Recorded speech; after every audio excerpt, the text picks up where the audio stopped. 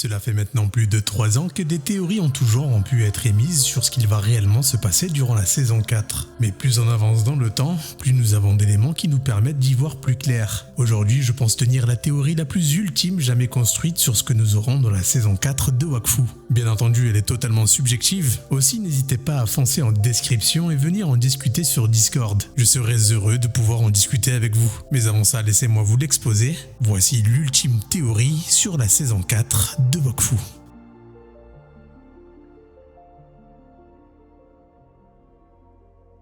Lorsqu'on débutera la saison 4, nous serons dans une Iglorium totalement dévastée. C'est assez étrange parce que nous sommes au royaume des dieux, qui pourraient bien les attaquer. Nos héros vont donc chercher des réponses à leurs questions. Où sont donc passés les dieux? Depuis quand ont-ils abandonné l'Iglorium? Et pourquoi elle est dans cet état? Des réponses qu'ils obtiendront de la grande déesse, qui entre-temps a profité de l'absence des dieux pour ériger elle-même un temple héliatrope, comme on a pu le voir dans certaines images qui nous ont été partagées par Thoth. Un temple où la grande déesse garderait en lieu sûr les enfants héliatropes avant qu'ils puissent s'incarner ou traverser un portail, comme il est de coutume chez les héliatropes pour rejoindre le monde des 12. Comme je le disais un peu plus tôt, où sont passés les dieux?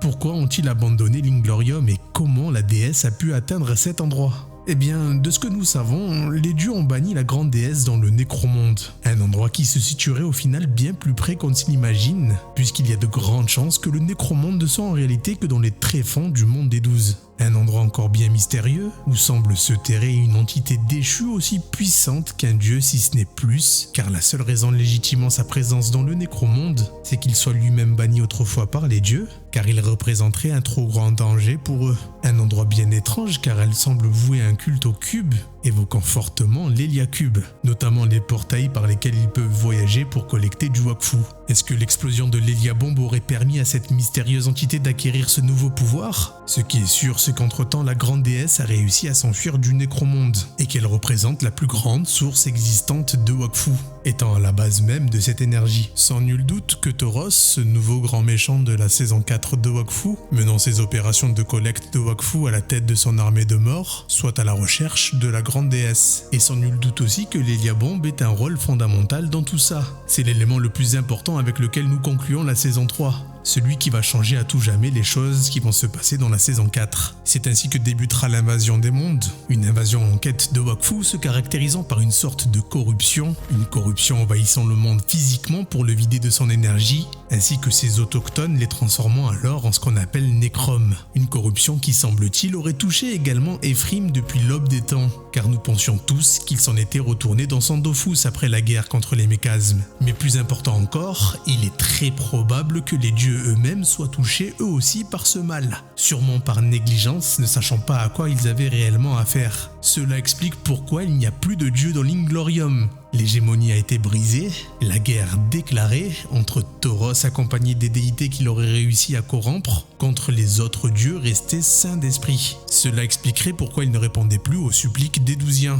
Malgré leurs tourments, ils étaient beaucoup trop occupés par cette guerre, les poussant même à se reclure certainement dans leur dimension divine, afin de se protéger au mieux de cette vague de corruption et des autres entités corrompues. Une vague qui touche désormais le monde, un monde dépourvu de protecteurs, d'où la complainte probable de la grande déesse à ses visiteurs, qui arrive d'ailleurs au bon moment pour qu'elle puisse faire confidence des enjeux importants auxquels ils vont devoir faire face. Du coup, cela pourrait vouloir dire que la guerre a débuté depuis un bon moment déjà, bien avant l'explosion de l'Héliabombe. Eh bien, pas forcément. Je suis quasiment certain que le passage dans l'hyperzap pendant l'explosion a soit modifié le cours de l'histoire à l'image des héliotropes qui se sont incarnés à l'aube des temps, soit créé une ellipse temporelle durant laquelle tout un tas d'événements se sont produits. Mais en suivant la trame de la série, il y a de grandes chances que l'Héliabombe a provoqué d'énormes changements dans le cours de l'histoire, expliquant au passage comment Ephrim a pu rejoindre le camp des Nécrom. Un défi de taille se dressera alors pour les Douziens, dans lequel l'entièreté du monde devra s'unir pour réussir à repousser ces calamités. Et forcément, il serait profitable à tous que les héliatropes puissent de nouveau bâtir leur civilisation sur ce monde et aider alors les Douziens. D'où le trailer du Kickstarter montrant ce que la nouvelle civilisation héliatrope deviendra dans l'actuel royaume Sadida. D'ailleurs, en parlant de Sadida, vous ne trouvez pas étrange que le roi soit mort aussi subitement d'une maladie inconnue? Pourquoi la saison 4 mettra en partie l'accent sur le règne d'Armand? Pourquoi Amalia pleure de toutes ses larmes avec la forêt en feu derrière elle? Il est malheureusement fort à parier que le dieu Sadida ait succombé à cette fameuse corruption, laissant son peuple sans protection, mettant fin même au peuple Sadida tel que nous le connaissons, avec probablement encore beaucoup de morts dans leur rang, si ce n'est pas l'anéantissement total du royaume Sadida. Expliquant par la même occasion pourquoi les Héliatrops se sont installés sur le royaume Sadida. J'irai même plus loin, je suis persuadé qu'Amalia est en réalité l'arbre de vie en elle-même, et que l'espoir que le royaume perdure se fera uniquement à travers le sacrifice d'Amalia, qui devra devenir le nouvel arbre de vie en personne, un sacrifice concluant dramatiquement l'amour entre elle et Hugo, mais par lequel son amour restera éternel, un amour grâce auquel il pourra rebâtir une nouvelle civilisation au même endroit, accomplissant enfin sa quête principale, en ayant un endroit pour accueillir et gouverner les siens. Le royaume Sadida s'effacera alors pour laisser place au royaume Héliatrope. Mais ils ne seront pas les seuls à faire face à de grands défis. Des civilisations vont carrément voir le jour, comme celui des cochons qui vont s'ériger comme étant un nouveau peuple intelligent du monde des 12. N'oublions pas non plus la nouvelle Suffokia qui détient la plus grande puissance du cosmos entre les mains grâce aux mines de Stasili qu'elle sait raffiner et utiliser dans ses machines pour créer des rayons de stasis, sans compter leur technologie qui leur a même permis de créer un dôme sous la mer pour survivre au chaos d'Ogrest. Mais encore plus fort que tout, c'est les chouchous qui n'ont certainement plus d'autre choix que de s'allier aux Douziens pour se faire une place sur la seule demeure qu'il leur reste, le monde des 12. Des civilisations qui vont tous s'unir pour combattre les nécromes, des êtres corrompus, parfois même ramenés d'entre les morts pour se battre contre les Douziens.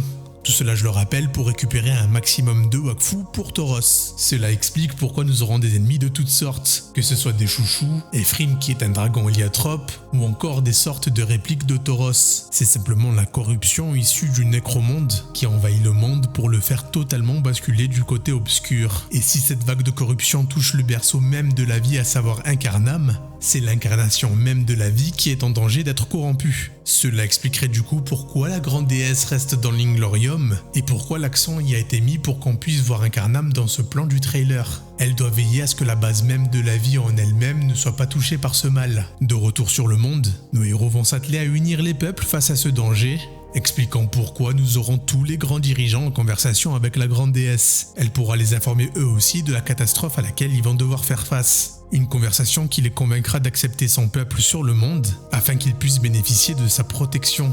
Elle qui est le dernier rempart qui peut protéger les Douziens des nécromes. Elle qui devra aussi rétablir l'ordre parmi ses propres enfants. En premier lieu en ramenant les Sidophus Héliatrope et l'Héliacube qui seront nécessaires à Hugo pour qu'il puisse se battre à pleine puissance. Mais d'autre part, en profitant surtout de la mémoire éternelle de Kilby pour être au fait de tout ce qu'il aurait pu se passer autrefois.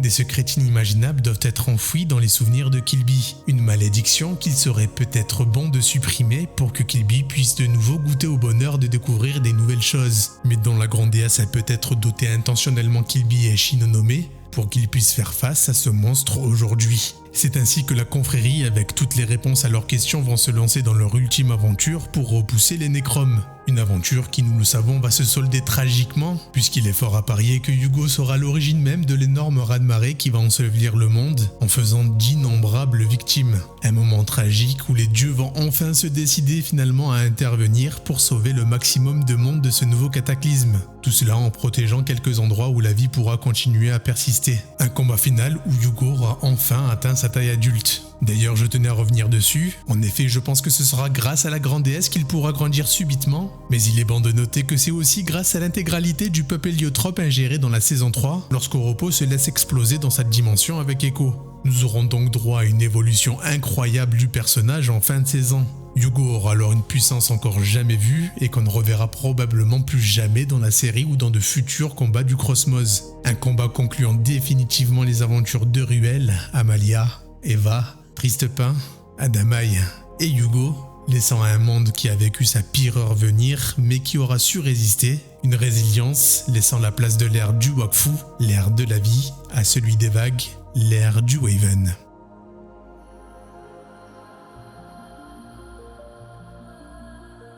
Voilà pour mon ultime théorie sur la saison 4 de Wakfu. Alors, qu'en pensez-vous ? Comme je vous l'ai dit en intro, n'hésitez pas à venir sur Discord pour en discuter ensemble. En attendant de vous y retrouver, il est temps pour moi de vous laisser. C'était Zaki, pour vous servir. Ciao.